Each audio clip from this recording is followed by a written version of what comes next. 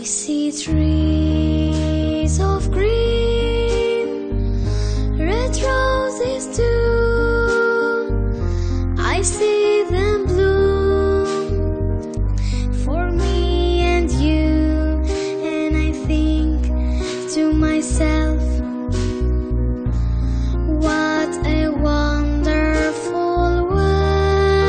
Et je vais tout d'abord vous remercier tous ici présents ce matin dans cette salle donc, qui réunit les élus une fois tous les 2 mois pour prendre les décisions importantes sur l'économie de notre département. Donc merci d'être présents.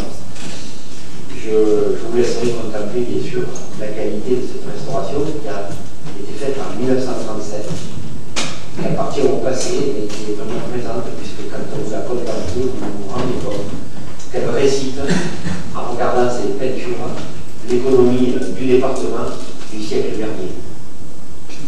Donc je voulais remercier bien sûr Jacques Raymond, ici présent, qui représente l'île métropole, de l'enseignement supérieur, grâce à Constant, bien sûr. Je remercie également Valérie Rouvéran, qui est à mes côtés, qui représente également l'enseignement et les adresses au maire de Nîmes. Merci d'être présent. Michael Stang, le directeur de l'Agence d'Europe, je ne sais pas s'il est là. Il va arriver. On note la présence de Nicolas Rességuier qui arrive. Je le remercie, mais merci. Elle est toujours un peu en retard pour se faire remarquer.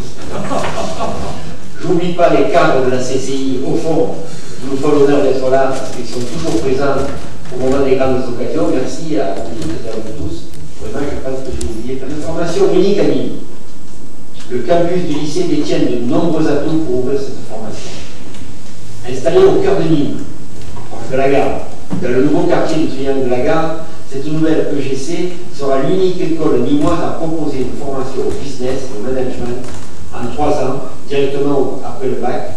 L'EGC donc s'appuiera sur un travail de fond réalisé depuis de nombreuses années par l'équipe du lycée. Je veux dire quand même, juste une petite phrase qui me tient à cœur quand même ce matin, je veux dire, c'est que pour l'instant, malgré tout ce qui peut se passer ailleurs, et notamment dans la presse, le président de la Chambre de commerce est toujours au travail jusqu'à la fin de son mandat. Mesdames et messieurs, je vous remercie. Donc nous allons vous présenter un peu plus ce que vont faire les jeunes pendant cette année, les jeunes de la première promo. Avant ça, j'aimerais rappeler, comme l'a fait le président, la composition de l'équipe projet qui a travaillé depuis 1 an, comme l'a dit Guillaume Allier. C'est vrai que ça fait une année assez intense sur ce sujet-là. Et saluer surtout le travail qui a été fait par cette équipe, puisque bon, il ne nous a pas échappé que pendant ce temps-là, le lycée continue à tourner, et tourner pas trop mal. Donc je vais saluer surtout le travail de Béatrice Bellet qui a conduit le projet, appuyé par Bastien Chevrier dans un premier temps, qui est en train de faire des photos. Bastien est un élève de l'IFAG, en Master 2 de l'IFAG, et qui a fait son alternance au lycée sur le sujet de la commercialisation de l'EGC. Et nous a rejoint début juillet Élodie Geoffroy, qui est assistante pédagogique. C'est vrai que ça a été une année assez intense, et comme on l'a dit, arriver à lancer une école et recruter les 15 premiers jeunes quand l'offre n'existe pas sur le territoire, je pense qu'il y a autour de la table des gens qui voient très bien ce que ça veut dire. Donc, vous donner quelques infos sur ce qu'est ce diplôme. Donc on l'a dit, c'est un diplôme Bac plus 3, c'est un diplôme qui est ancien, c'est surtout ça qu'il faut retenir. Alors ancien ne veut pas dire qu'il est démodé, ancien veut dire qu'il est éprouvé, qu'il a bien évolué, qu'il continue encore aujourd'hui à évoluer, puisqu'il y a régulièrement des commissions de remise en cause de la pédagogie qui se déroulent au niveau national. Donc c'est un diplôme qui a été éprouvé largement, qui est bien reconnu par les entreprises, et c'est ça qui est important pour nous. C'est un diplôme qui est très orienté, et on s'en douterait, sur l'école d'entreprise, ce qui, au lycée, vous le savez, nous va parfaitement, puisque nous avons vraiment orienté le lycée dans cette relation école-entreprise. On va s'appuyer sur un réseau d'entreprises locales dont le président a parlé, et notamment on va s'appuyer sur notre club des entreprises qui existe déjà au sein du lycée. Bien évidemment, le travail engagé au sein du lycée va bénéficier à l'EGC, mais j'allais dire inversement, puisque l'EGC va rentrer dans le jeu. Il faut aussi bénéficier de son travail, des formations du lycée. Donc les grandes thématiques qu'on va retrouver dans la formation du cursus des 3 ans.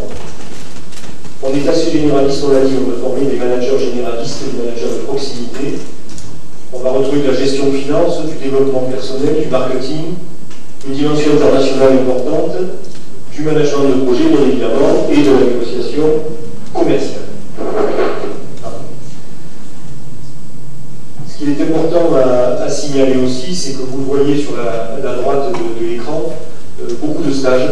Alors on l'a cité tout à l'heure, et Guillaume en a parlé, du stage à l'étranger, donc qui vont donner une coloration à cette formation assez forte à l'international, mais aussi, et la mise en pratique va arriver très très vite, puisque c'est dans les prochaines semaines, ce qu'on appelle en général le stage ouvrier. Alors on a appelé stage exécutant, bon, stage ouvrier ça parle aussi à tout le monde, ça veut dire que là, nos jeunes GC vont se retrouver tout de suite en prise avec le monde de l'entreprise.